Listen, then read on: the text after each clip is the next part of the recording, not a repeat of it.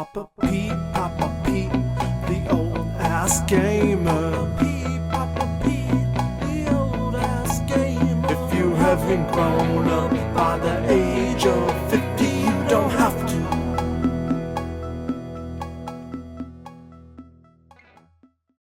Well, guys, by now everybody's heard it. Everybody's read the articles. I saw it first thing this morning. Atari has purchased all the rights and all the back catalog of Intellivision games from back in the day. A lot of people are saying, okay, the console wars are over, and it's like, I don't look at it that way at all. Like the console wars are over. It's not a war anymore. It was a war in the 80s, but there's been a lot of changes in all these companies since then. It was a bit of a war recently with two newer companies trying to get something out. And I think there's a very clear winner in that war per se, but not in the original Intellivision Atari war.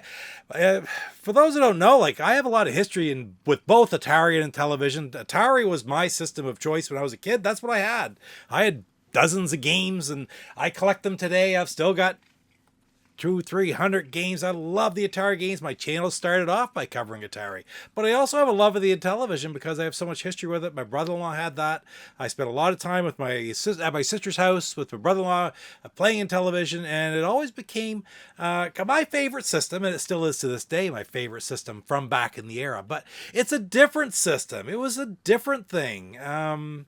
Atari had a lot of strengths and positive influence on everybody and a lot of real positive things from back in the day, and Intellivision had the exact same things. Maybe it didn't have the coverage that Atari did, it didn't have the sales that Atari did, but the games themselves in some aspects, like your sports games and such, were so much more in depth. So where am I going with this? I guess I want to say what my feelings are, because I have a lot of strong feelings about this sale. And they're not all bad, okay? I think the post that I put up on Facebook when I saw it was, this is absolutely great. And I'm very, very sad at the same time. Because Atari, the history of Atari for me sort of went through the 70s and 80s. And by the late 80s, it had changed hands so many times and just kind of become dormant. And it was a publishing company for a while. It was being for PC games, but it really wasn't active in the sort of the retro console market. It wasn't really true to its own original 2600 self until fairly recently, when these people who have it now started about 5 years ago and frankly have been very successful in getting some of their products out. Do I cover a lot of Intellivision versus Atari? A lot more Intellivision than Atari nowadays, but I still have a 2600 plus. I have a 400. I love it.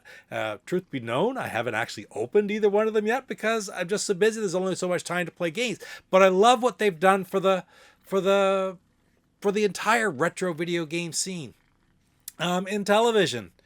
Intellivision was always different because it always had a traceable what's the word I'm looking for? Lineage that came right up through from the Mattel days when it was purchased by, and I can't remember, Terry Valesky or something like that. It was a marketing person, and it went up through, and it was sold once or twice, and then it was purchased by the groups and became Intellivision Productions and INTV Corps, and Keith Robinson had it, and you could see a step-by-step lineage as this product was brought right up through and traceable back to the original days. That didn't exist with Atari per se, not really. I mean, the group today that have it today are current day developers of video games. Nothing wrong with that. They've done Atari amazing things. They've done it, man, the expansion, the success they've had after the initial hesitation that everybody had with them when they were trying to get the VCS out is pretty remarkable. And they really deserve kudos for that. Intellivision come right up through with Keith Robinson. Keith did amazing things with that product right through the 90s, 2000s, right up till he passed away back in the late 2010s, right? And that's when it became a little split between Blue Sky Rangers and Intellivision Entertainment. Now, I'm not going to get into a whole lot about the Amico as such. I wanted to carry on the Intellivision name, and with all the great intentions of the world, and we all know how that worked out, we don't need to go into that. That's where we've gotten to where we are today. And frankly, we sort of saw this coming as maybe when the M Network games were sold to Atari back, what was that, about a year ago? Was that a big deal? Well, it kind of was a big deal. Those were old time in television production and television original Mattel licenses, so properties. So it was kind of a big deal that they went now, but maybe it was a real sign of things to come. That being said, in television entertainment now, and just so you do know this, this is a fact. In television entertainment still exists under a different name, whatever that name is going to be, and they're still going to be working on the Amico.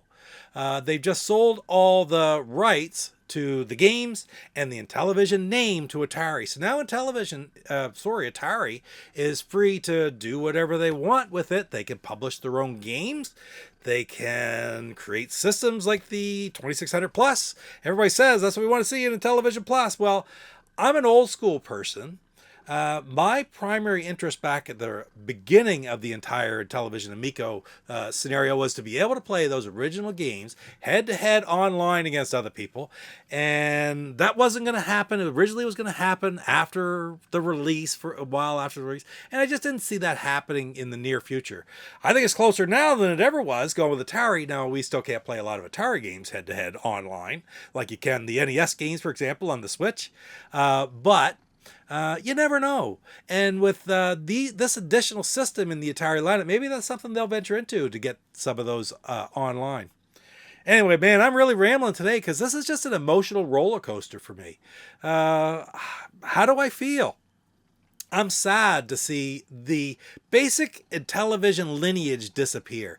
I'm reading all kinds of different things in the comments and such, and there's correct information, there's incorrect information, there's positions. Oh, they won, like I said before, they won the console war. Well, Atari stopped being Atari many years ago. It's now just another company, and basically I liken it like this: Atari did not finally acquire the license to Intellivision. The company that acquired the license to Atari has now also acquired the license to Intellivision and all the properties. So it's come up into an entire one umbrella, but it's an entirely different third organization. This isn't a bad thing. This is a great thing because I also believe that that organization is very willing and proving to be fairly capable of making it bringing it to us, giving us developments, giving us new products to play, giving us the old products to play in different ways, and making everything in general more accessible. So, wow.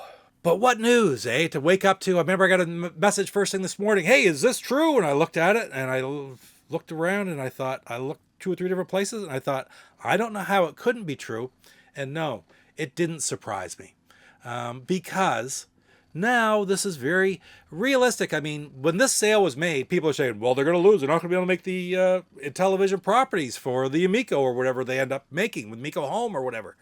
And I'm sitting there going, what do you mean they're not going to be? Do you think they'd make this deal and not retain some rights, at least licensing rights to make these games as they're planning on doing now? Will some change? Maybe they will.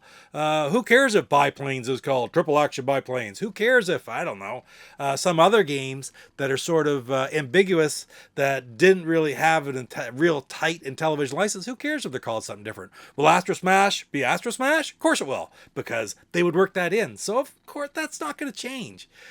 These games are out now for Amico Home. They're out by BBG on the Switch and on the thing. And will we ever see them on the actual Amico? I don't know. Maybe. But we won't see them on the Intellivision Amico. We'll see them on the Amico.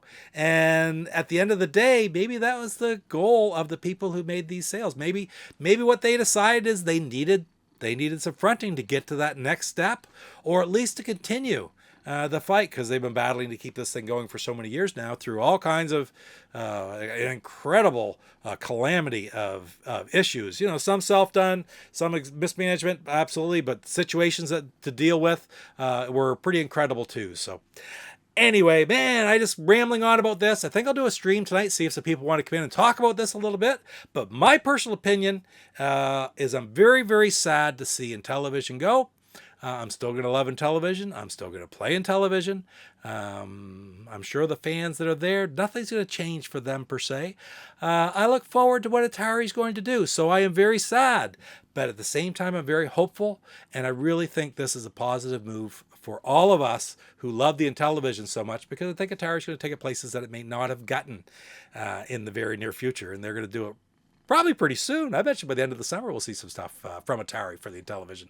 But anyway, man, I just threw everything together. My desk is a mess, although the cat's still good. She's scratching here. And I just wanted to let you know my opinion, the way I feel.